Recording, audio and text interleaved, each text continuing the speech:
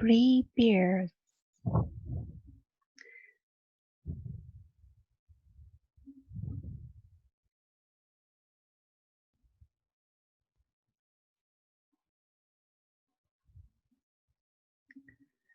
Were Betty, Sally, and Joe, and for merger.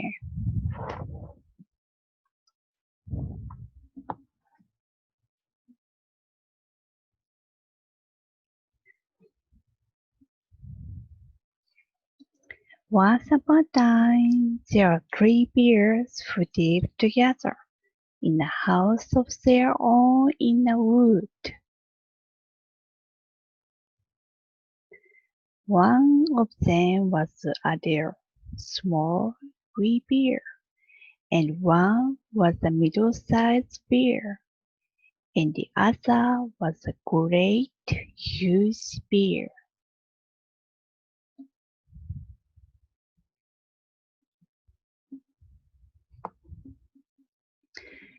They each had a bowl for their porridge. A little bowl was the little, small wee bear.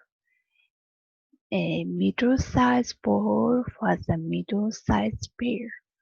And a great huge bowl was a great huge bear. And they each had a chair to sit in. A little chair was a little small wee bear.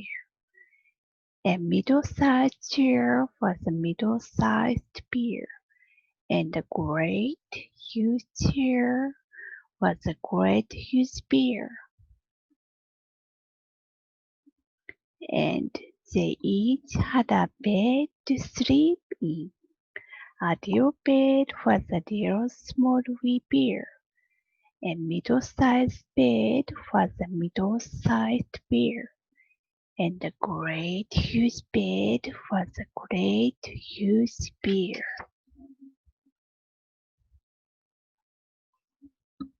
One day, after they had made their porridge for breakfast and poured it into their porridge bowls, they walked out into the woods while the porridge was cooling.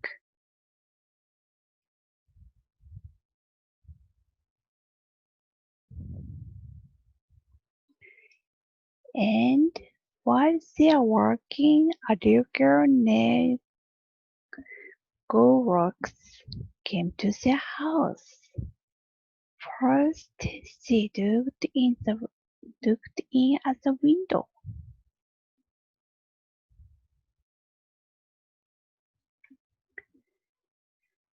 Then she peeped in at the keyhole, and seeing no one was at home, she lifted the latch. The door opened before her, and in she went.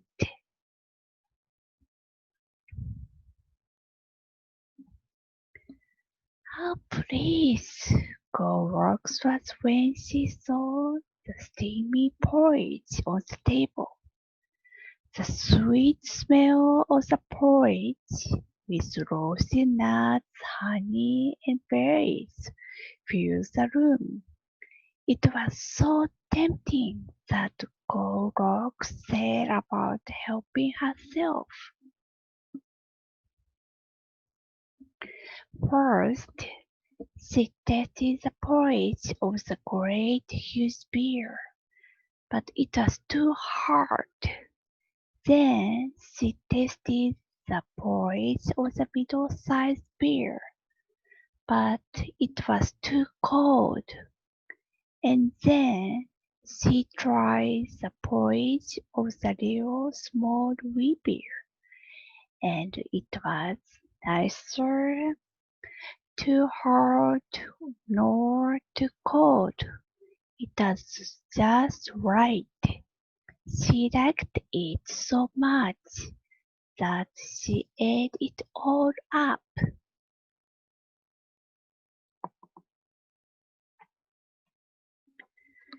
The Goldilocks sat down in the chair of the great huge bear, but it was too hard for her. Then she sat down in the chair of the middle-sized bear, but it was too soft for her. And then she sat down in the chair of the little small wee bear, and this chair was nicer, but this chair was neither too hard nor too soft, but just right. So Goldilocks seated herself in it, and there she sat until the bottom of the chair gave way, and down she came, plump, upon the floor.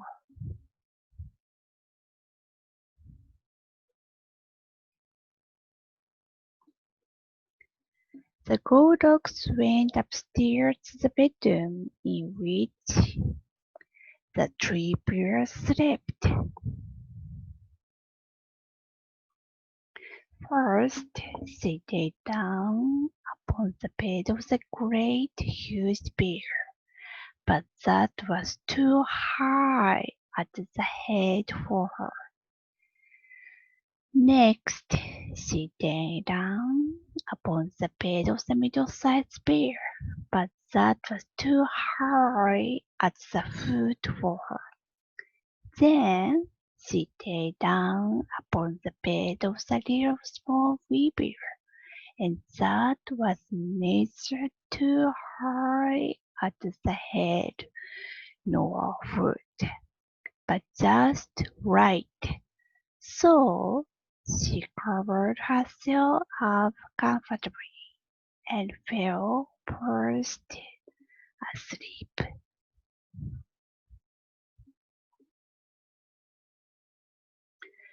By this time, the three bears thought their porridge would be cool enough to eat, so they returned home for breakfast. Now Goldilocks had left the spoon of the great huge bear standing in his porridge. "Somebody has been at my porridge," said the great huge bear in his great rough gruff voice. And when the middle-sized bear looked at hers, she saw that the spoon was standing in it too. "Somebody has been at my porridge," said the middle-sized bear in her middle voice. Then the little small wee bear looked at his bowl, and the spoon was in the porridge bowl, but the porridge was all gone. "Somebody has been at my porridge and has eaten it all up," said the little small wee bear in his little boy and his little small wee voice.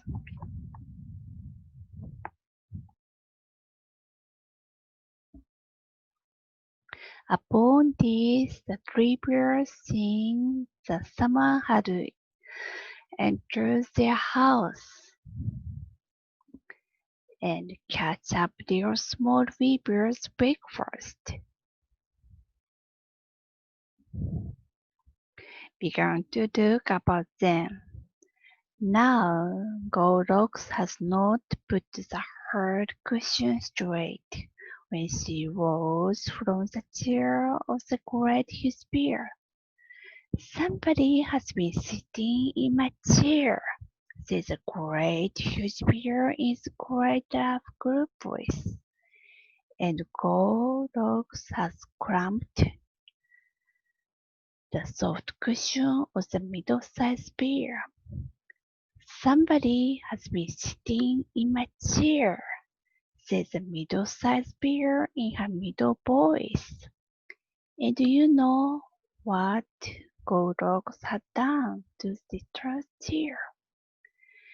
Somebody has been sitting in my chair and has sat at the bottom right out of it, says the little small wee bear in his little small wee voice.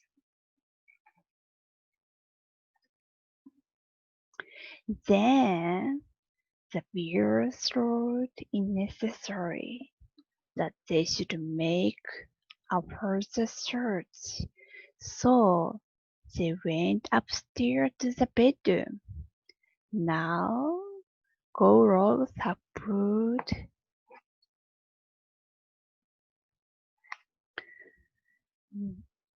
Now Goldilocks had pulled the pair of the great huge bear out of its place. Somebody has been down in my bed, said the great huge bear in his great rough voice.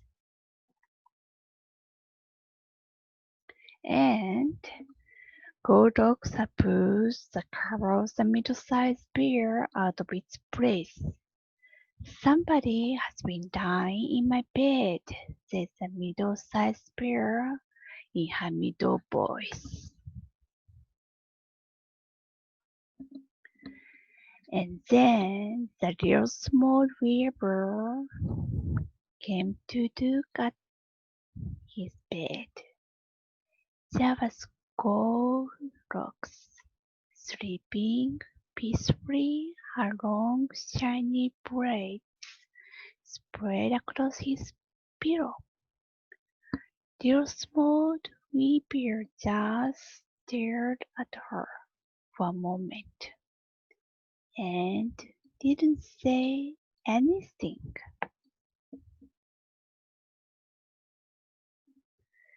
But then he cried, "Somebody has been dying in my bed, and here she is."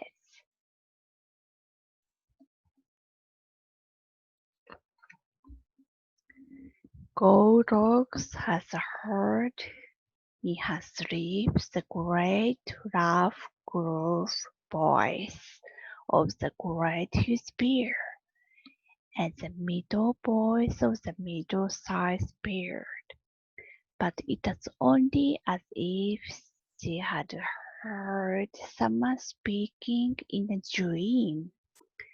But when she heard the dear small wee voice of the dear small wee bear, it was so sharp and so spare and so like her own that it awakened her at once.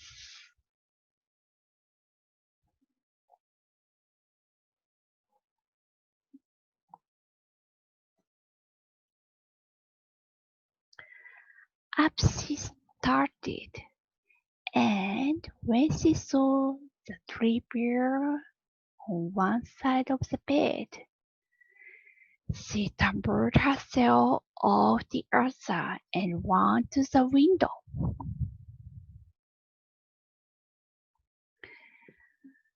Out Goldilocks jumped and ran away as fast as she could run, not looking behind her until she was very far away. And what happened to Goldilocks afterwards, no one can tell, but the three bears never saw anything more of her.